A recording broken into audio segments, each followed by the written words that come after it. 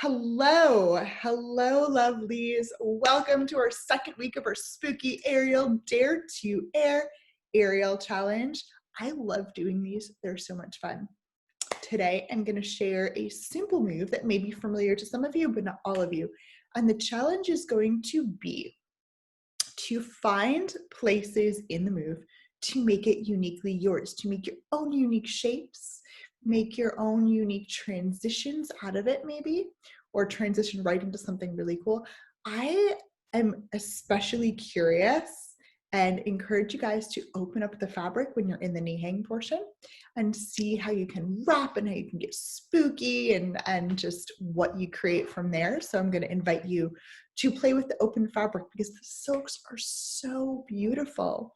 And so often we treat it like a rope or two ropes, and we don't do enough to showcase the flowiness and the beauty of the fabric. So that is one of the things that has always been present to me, and I really love when that fabric is opened and it's just so magical. So before we hop in, I am going to share with you that if you have enjoyed our journey together, if you've enjoyed Dare to Air 1, if you're enjoying this, I am offering something called Aerial Alchemy, which is brand new. This is the second iteration and it's getting a big upgrade. We're having longer classes just because there's not quite enough time to fit everything in, and we're having so much fun. And I also wanted to take a deeper dive and offer more creative exercises, more modules for health and wellness, like the foundations that support us, injury prevention, how to eat so that you have more energy and stamina and you actually get a lot stronger.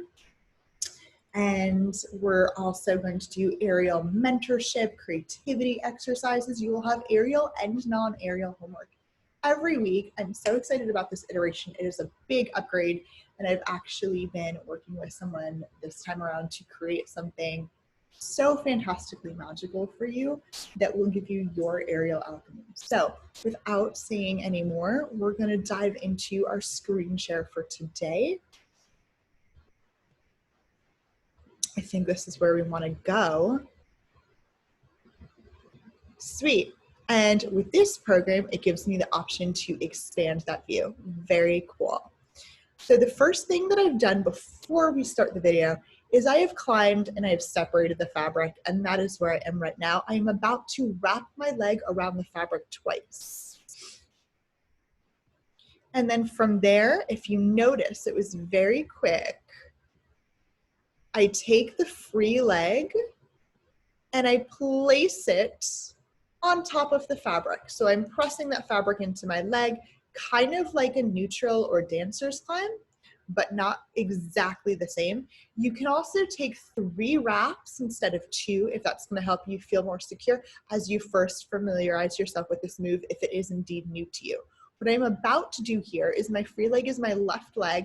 I'm about to slice through with my left arm and let it lead me into a piked or down dog position. I'll feel the pressure of the fabric on the opposite from the wrapped leg hip. So I'll be really pressing down into that. Hands up with a thumb up grip. So thumb is facing the sky. You're rotating externally, opening the heart, squeezing through the chest. Now that free leg is going to come off. Your head might come up a little bit. I'm going to bend the leg into my butt, snake it through, and then from there you'll see that I tip backwards. This will help my split look larger. It's an optical illusion, but it does really truly work. It's very cool. So you'll see I take that leg through, press it back, and then you'll notice that I arch my back, roll my shoulders back there, and then I hook that leg over the hand. So we're going to try to make sure that it doesn't grab the hand, but we're going to make sure that it hooks on the fabric over the hand. We'll see that part one more time. And hook. Now from here, this is where I kind of envision that you get creative. You're welcome to get creative at any point during this move, so long as you know that those wraps, you know, where you are in terms of security with the fabric and what is holding you up and why.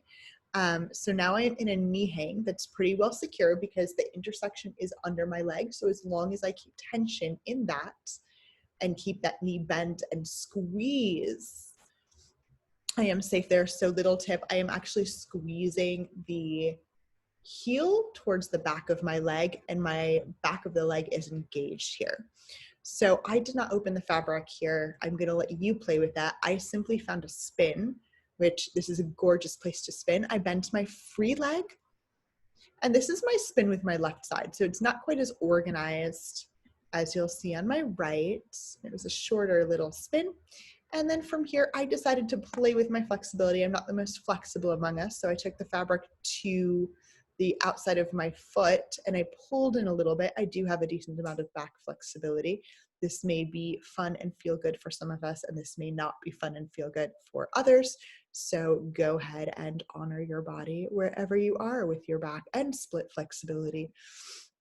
I want you to see coming out, and I was talking over it. So I take the free leg through from the chest side to the other side, so it matches the other leg.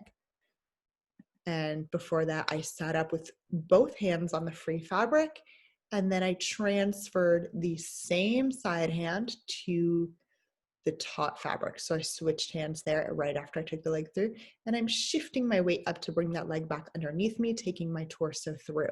So you can also find a very cool transition, a very cool and creative transition on the way out.